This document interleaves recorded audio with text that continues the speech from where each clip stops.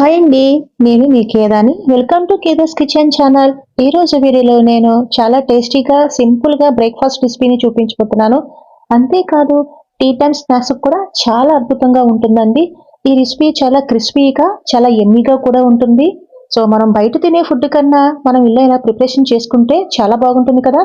So దానికోసం ముందుగా నేను 2 కప్పుల వాటర్ని యాడ్ చేసుకొని రుచికి సరిపడా ఉప్పు వేసుకొని 1 కప్ అంతా ఇడ్లీ రవ్వను వేసుకుంటున్నాను. మీడియం ఫ్లేమ్ మీద ఈ ఇడ్లీ రవ్వను దగ్గరికి అయ్యే వరకు ఇలా కుక్ చేసుకుంటున్నాను. ఇలా దగ్గరికి ఉడికిపోవాలండి. నేను ఒకే ఒక్క ఇంగ్రీడియంట్తో ఇడ్లీ రవ్వతో ఇలా గారెలను వేసి చూపించిపోతున్నాను. మనకి చాలా తొందరగా అయిపోతుందండి, చాలా క్విక్గా అయిపోతుంది కూడా. మనకి ఉదయం పూట ఎటువంటి హడావులు లేకుండా చక్కగా ప్రశాంతంగా మనము ఇలా బ్రేక్ఫాస్ట్ రెసిపీని తయారు చేసుకోవచ్చు.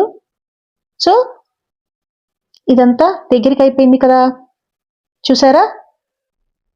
సో ఇలా బాగా దగ్గరికి అయిపోయినప్పుడు నేను స్టాప్ చేసుకొని ఒక బౌల్లో వేసుకొని చల్లారిస్తున్నాను.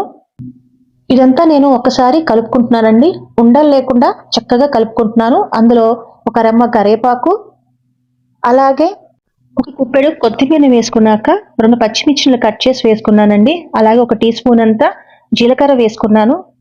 ఇదంతా బాగా మిక్స్ అయ్యే వరకు కలుపుకుంటున్నాను. ఆల్రెడీ నేను వాటర్లో ఉప్పు వేసుకొని బాయిల్ చేస్తున్నాను కదా. మీకు ఉప్పు సరిపోకపోతే చూసి వేసుకోవచ్చు. ఇందులో మీరు కావాలనుకుంటే ఉల్లిపాయ కూడా యాడ్ చేసుకోవచ్చండి. నేనైతే ఇలా సింపుల్గా చక్కగా రెడీ చేసుకుంటున్నాను. సో ఇప్పుడు నేను వీటిని చిన్న చిన్న ఉండలుగా చేసుకొని నేను వడా షేప్ని రెడీ చేసేసుకుంటున్నాను. వాటర్తో ఒక్కసారి చేతిని స్ప్రెడ్ చేసుకుంటున్నానండి.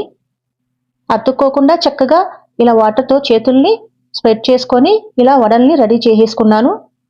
చూసారా వడలు ఎంత చక్కగా రెడీ అయిపోయినాయో. ఇప్పుడు అన్నిటిని ఒక ప్లేట్లో వేసుకున్నాను. ఆ తర్వాత నేను షాలో ఫ్రై చేసేసుకుంటున్నానండి.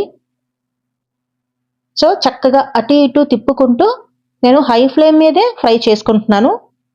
గోల్డెన్ కలర్ వచ్చే వరకు వీటిని చక్కగా నేను ఫ్రై చేసుకుంటున్నాను. సో ఇది తయారు చేయడం చాలా ఈజీయే కదా ఫ్రెండ్స్, పెద్దగా కష్టపడిన అవసరం లేదు కదా. ఎంత తేలిగ్గా అయిపోయినాయో చూసారా. సో ఇప్పుడు మొత్తం రెడీ అయిపోయినాయి కదా.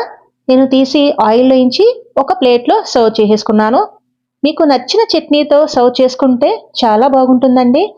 అంతేనండి, ఈ సింపుల్ అయిన రెసిపీ మీరు తప్పకుండా ట్రై చేస్తారు కదా. వడ మాత్రం చాలా టేస్టీగా క్రిస్పీగా వచ్చాయండి. సో సూపర్గా ఉన్నాయి. తప్పకుండా మీ రెసిపీ ట్రై చేస్తారు కదా ఫ్రెండ్స్.